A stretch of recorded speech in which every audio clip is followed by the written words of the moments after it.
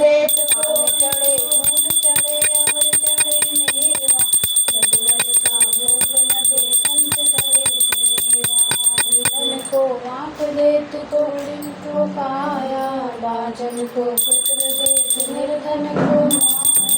दीनन की लाज रखो ब्रह्म सुतवारी, कामना पूरा करो जग बलिहारी। जय गणेश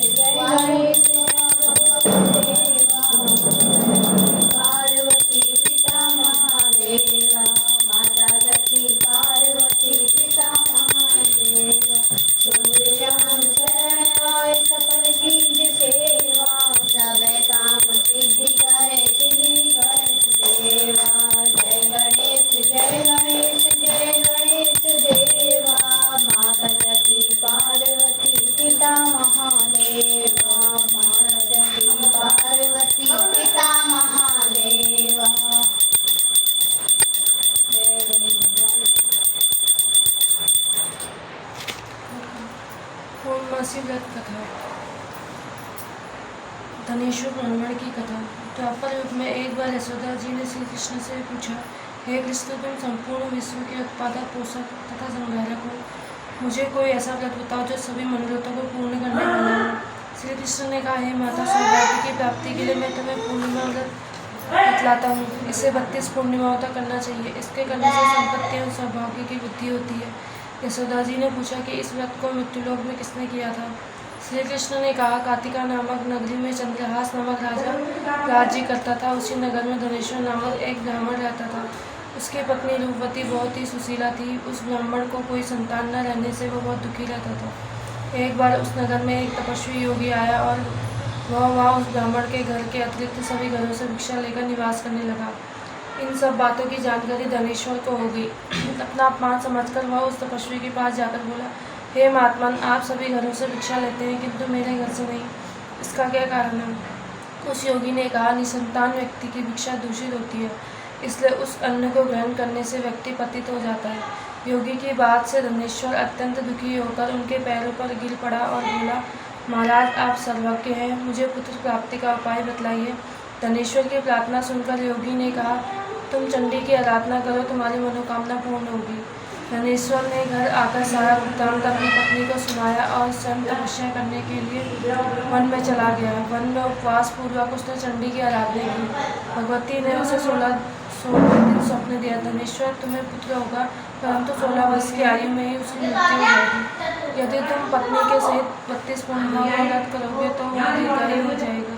तुम अपनी शक्ति के अनुसार आटे का दीपक जलाकर शिव जी की पूजा 32 पूर्णिमाओं तक करना। प्रातःकाल इस स्थान के पास ही तुम्हें एक आम का वृक्ष दिखाई पड़ेगा। तुम उस पर चढ़कर एक फल तोड़ लेना और शीघ्र ही अपने घर को चले जाना। अपनी पत्नी से कहना कि वह उस फल को ऋतु स्नान के पश्चात खा ले। ऐसा करने से शिव जी की कृपा से वह गर्भवती हो जाएगी। इतना कहकर देवी अंतर्ध्यान हो गई। प्रातःकाल उठने पर ब्राह्मण ने समीप में ही एक आम का वृक्ष देखा।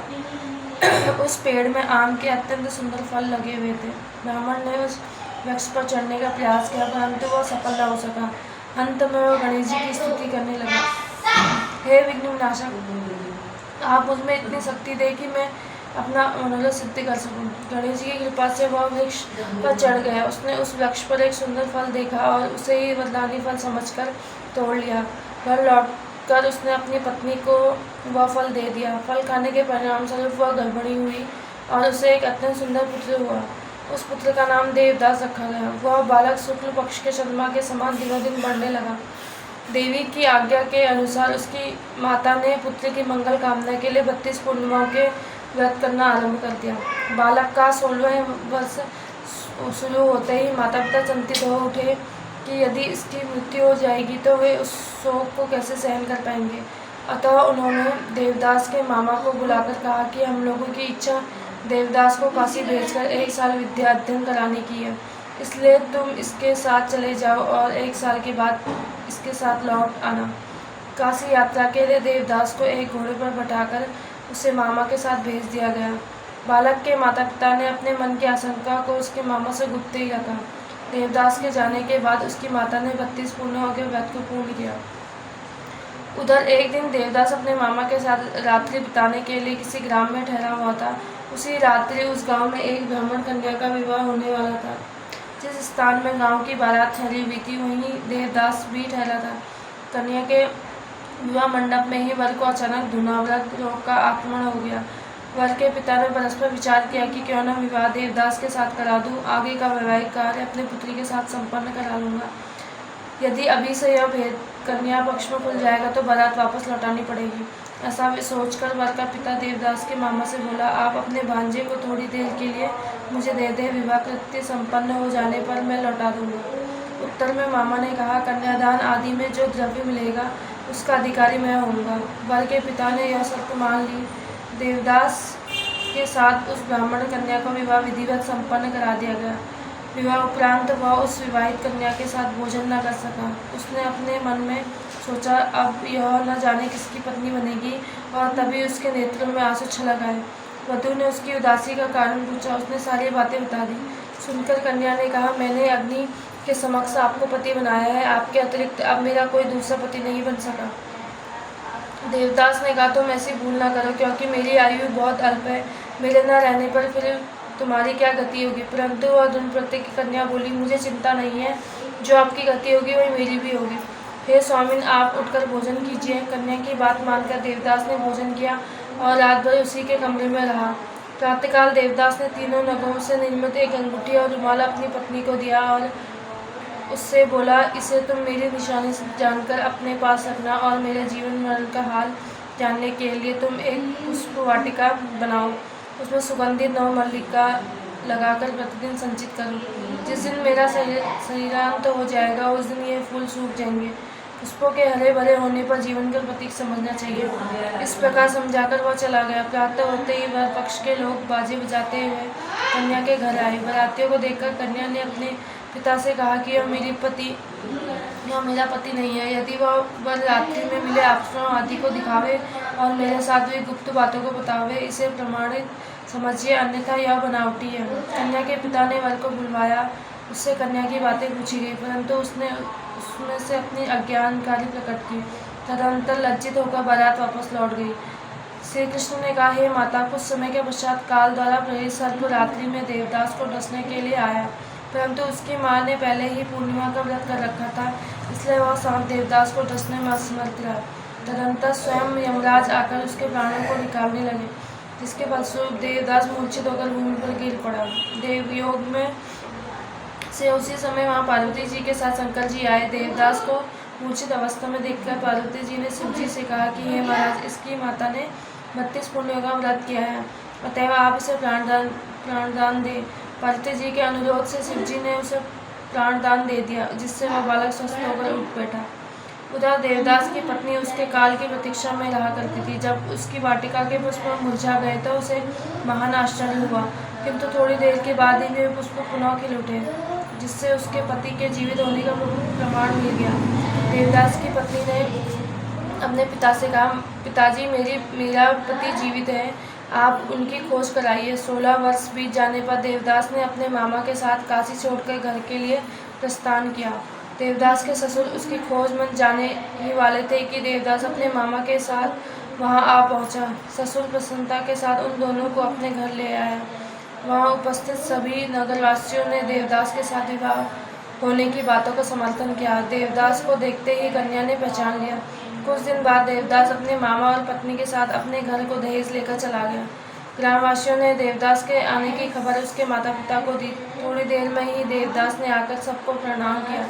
माता पिता ने पुत्र वधू को हृदय से लगा लिया। धनेश्वर ने बहुत बड़ा उत्सव किया और ब्राह्मणों को दान दक्षिणा देकर संतुष्ट किया। श्री कृष्ण जी ने कहा कि इस प्रकार 32 पुण्यों के व्रत के प्रभाव से धनेश्वर ब्राह्मण पुत्रवान बन गया। जो लोग इस व्रत को करेंगे उसके मनोव्रत पूर्ण होंगे, इसमें कोई संदेह नहीं। बोलो श्री कृष्ण।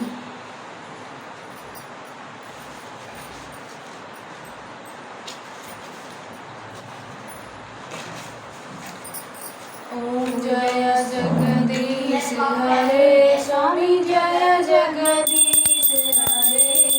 भक्त जनों के संकर, दास जनों के संकर, क्षण में दूर करे। ओम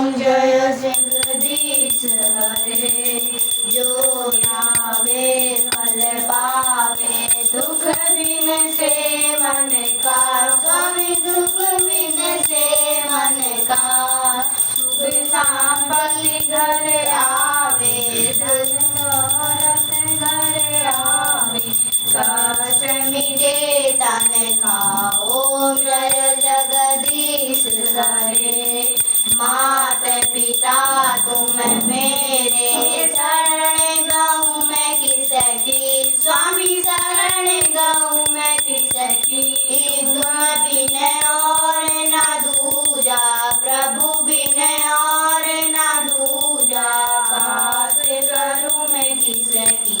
ओम जय जगदीश हरे। तुम पूर्ण परमात्मा, तुम अंतर्यामी, स्वामी तुम अंतर्यामी। पार ब्रह्म परमेश्वर, पार ब्रह्म परमेश्वर, तुम सबके स्वामी। ओम जय जगदीश हरे। तुम करुणा के सागर, तुम पालन करता, स्वामी तुम पालन करता। मैं मूर्ख फल कामी, मैं मूर्ख फल कामी, कृपा करो भरता। ओम जय जगदीश हरे।